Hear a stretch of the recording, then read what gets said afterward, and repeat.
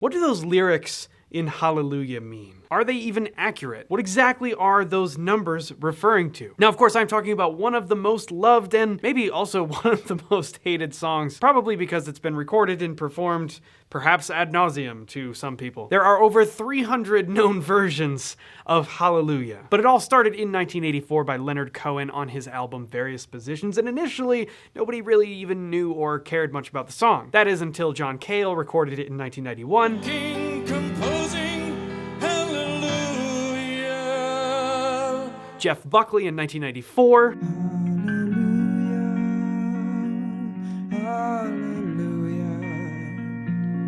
And then its real claim to fame, it was in Shrek in 2001. Hallelujah, hallelujah. Shrek was 2001, do you guys realize this? But it's always been interesting, there's that one phrase, it goes like this: the fourth, the fifth, the minor fall, the major lift. What are we talking about there? Now, for some of you who might be a little more advanced in music theory, this is gonna be a little bit of review. But for many of you, you might be wondering, the fourth, the fifth, the minor fall, the major lift. I mean, I get that he's probably talking about the music somehow, but what exactly are we talking about? Well, let's dive into exactly that. Hey, and before we continue, I just wanna remind you that we have just launched the pre-sale for our brand new upcoming course, the Improv Obstacle Course. If you want to take your improv to the next level, maybe you've always felt a little bit trapped in playing the same things over and over, David De Jesus, you know him from Harmony 101. He has put together a fantastic obstacle course for you guys, but it's a fantastic exercise. No matter where you are in your improvisational journey, this will help you get to the next level. And you guys know the drill. It is currently 50% off for this pre-sale. You can check it out at the link below. You don't need a code or anything. The full course will come out on September 1st, at which point you will automatically get access. Anyways, check out the link. More about that in just a little bit. Music has this really handy dandy little device that we call the number system. And the reason it's so handy is because it enables us to speak in a universal language that is not at all bound to a particular key. We can be in the key of C major, we can be in the key of A flat major, or E major, or A major, or D major, or G major, go on and on and on and on. It doesn't matter. When we use the number system, we can just say the same thing and it will apply no matter what. Here's why. When we talk about a key, let's keep it simple for the time being and let's just use C major. We're generally referring to the question of what is the home base of the song. Now the chords themselves, the actual chord progression is going to move all over the place. It's going to go, right? But if this feels like it's where our song is complete, it's where it maybe starts and maybe it ends, or maybe it doesn't start or end, but it's simply implied that, hey, when we hear this, it feels like the resolution. It feels like we are finally at home base. That is usually the key that a particular song is in. Now, we say C major, and that's because, yeah, we're based on this major chord as opposed to C minor. When we say something like C major, here's where the number system gets really, really useful. This is all going to be built on the major scale. So let's take the C major scale. Of course, all of those notes have names. C, D, E, F, G, A, B, and C. But here's the thing. If we were to change keys and play in, say, for example, E major, well, that scale has an entirely different set of names. E, F sharp, G sharp, A, B, C sharp, D sharp, and back to E. And that's totally fine and everything, but what happens if we want to learn a song and then be able to tell people about that song no matter what key we're in? And this is where the lyrics to Hallelujah get really interesting. You see, we solve this problem of having so many different names for every single different scale degree by simply giving them numbers. Instead of C, D, E, F, G, A, B, C, we're instead just gonna say 1, 2, 3, 4, 5, 6, 7, and that brings us back to 1. The great thing about it is that even if we go back to E major and we have E, F sharp, G sharp, A, B, C sharp, D sharp, E, well, guess what? Throw those names out and let's just go back to 1, 2, 3, 4, 5, 6, 7, and 1. Well, you'll notice those are the exact same numbers as C major. 1, 2, 3, 4, 5, 6, 7, 1. The difference is what key we are calling our home base. If you establish the key that we're going to be in, whether it is C or whether it's E, then you just say, okay, well, that's the home base, so that's going to be our 1, 2, 3, 4, 5, 6, 7, and 1. 1, 2, 3, 4, 5, 6, 7, and 1. The next step beyond that is where we get into the lyrics to Hallelujah. It goes like this: the fourth, the fifth, the minor fall, the major lift. When we go beyond the numbers to denote the degrees of the scale, the next step is simply just building chords out of each of those degrees. Once again, in the key of C major, for the 1, we would simply build out that chord. Okay, that's C major. And if we use the notes of the scale, now we know C major doesn't have any sharps or flats. They're all the white keys here. So we're just gonna build our chords using just the white keys in exactly this manner. Okay, so when we start on the 1, we build that into a triad, we get that. Well, that's the C major chord. Now, when we're in the key of C major, guess what? This is the chord that's built on the 1st degree. We simply call this our 1 chord. Okay, let's move on. The next note, 2, let's build that out. Using the notes of that C major scale, now remember we said they're all white keys, there's no sharps or flats, we get this.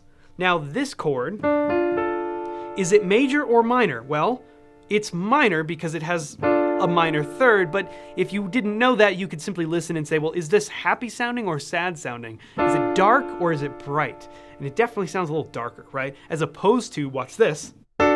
Oh, wow, that's the D major chord, and that really has more of a bright sound. So, using the notes of the C major scale, the 2 chord is D minor, okay? The 3 chord, again, we're just using the white keys. That also has a dark sound, so our 3 chord is E minor. Now we get to our 4. Well, that is much brighter. That sounds major, doesn't it? So that's gonna be our 4 chord, and it's F major. Moving again, we have our 5 chord. That also sounds pretty bright. We're gonna call that G major because it is a major chord and it's built out of the notes from the C major scale. Our 6th degree happens to be a darker sound. This is A minor. The only weird one, we have major and minor so far, but watch what happens when we build a chord off of B. Well, that's strange. That almost doesn't sound major or minor. That's something else entirely, and that's exactly correct. This is B diminished. The 7th degree of that major scale, the chord that we build from the 7th note, is the only outlier here. It's a strange one. But that brings us back where we started at C major. So those are our naturally existing triads within a major scale. 1 is major, 2 is minor, 3 is minor, 4 is major, 5 is major, 6 is major, 7 is diminished, and that just brings us back to 1. Let's test this theory on another key. We used the example of E major just a moment ago, so let's go back to that. And again, we assign numbers to each of the degrees of the scale. 1, 2, 3, 4, 5, 6, 7, and 1, okay? So let's build out these chords using our shape. Those are all the notes, okay? So we have F sharp, G sharp, C sharp, D sharp, okay?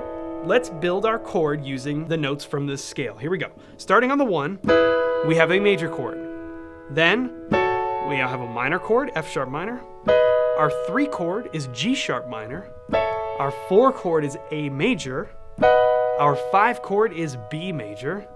Our 6 chord is C sharp minor.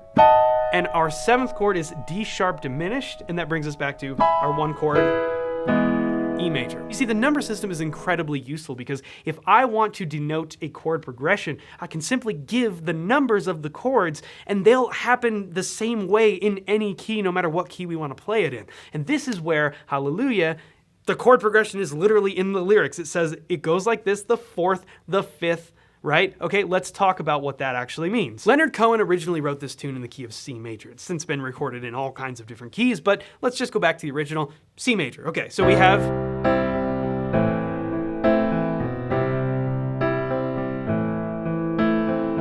that's basically, the start, and let's go ahead and assign these values that he's talking about in the lyrics to the chords themselves. It goes like this: the 4th. What is the 4th? 1, 2, 3, 4. Well, that's F, okay? And we know that the chord that we built on the 4th degree of the scale was major, so F major. Okay? The next says the 4th, the 5th. Well, let's just move up from the 4th to the 5th of that C major scale. And we know that chord is also major. So we have the 4th, the 5th. Now this is where it gets interesting, and you might go, well, is that accurate? Is Are the lyrics really describing what happens here? This is cool, check this out. Then we say the minor fall. Now the chord that happens on the minor fall is the 6th chord, which we know is minor. So yes, it's a minor chord, but hold on, minor fall.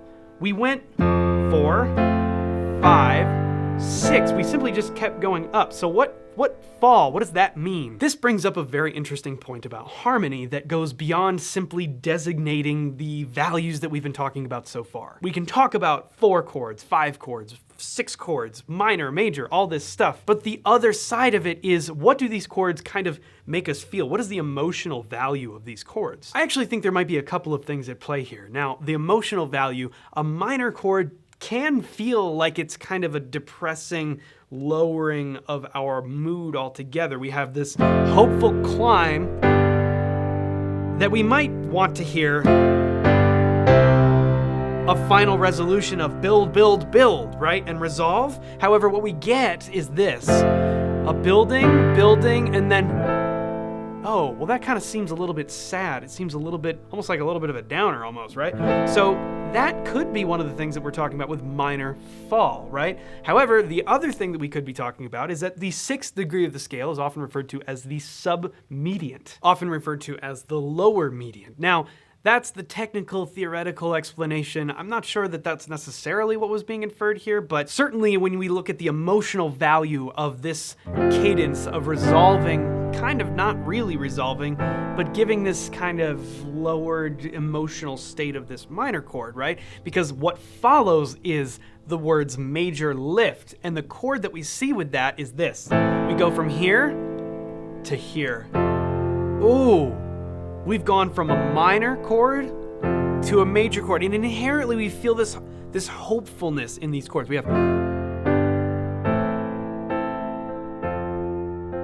that right there is absolutely an emotional lift, even though, just like minor, the movement harmonically was continuing up. 4, 5, 6, yet we said fall in the lyrics. Okay, well, emotionally, that makes sense. And again, here we say major lift, even though the root motion is actually going down. But the emotional state of those chords is going up, right? So it's a great illustration of the fact that the number system and the actual description of what we're doing is one thing, but the emotional effect that our harmonic movements have can be totally different. Now, to touch again on the number system and how useful it is, let's take that same set of lyrics and apply it to a completely different key. Let's say we wanted to play Hallelujah in the key of E. We've been talking about E a little bit. Let's go ahead and play in that key.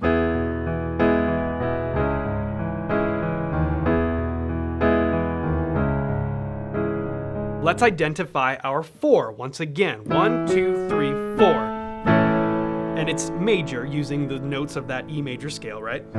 So we have A major, that's our 4, the 4th, the 5th, the minor fall, the major lift.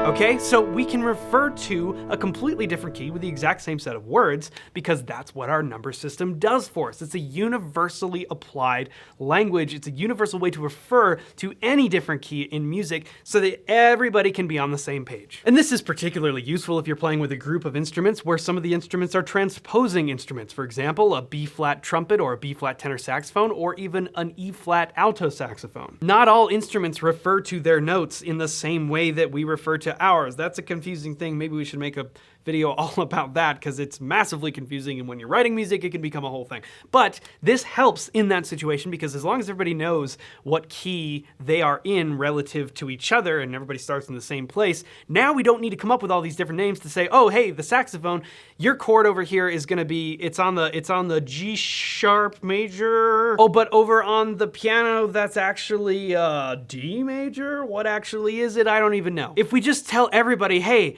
it goes like this, the 4th, the 5th, the minor fall, the major lift, everyone can be on the same page. Let's try it in A flat.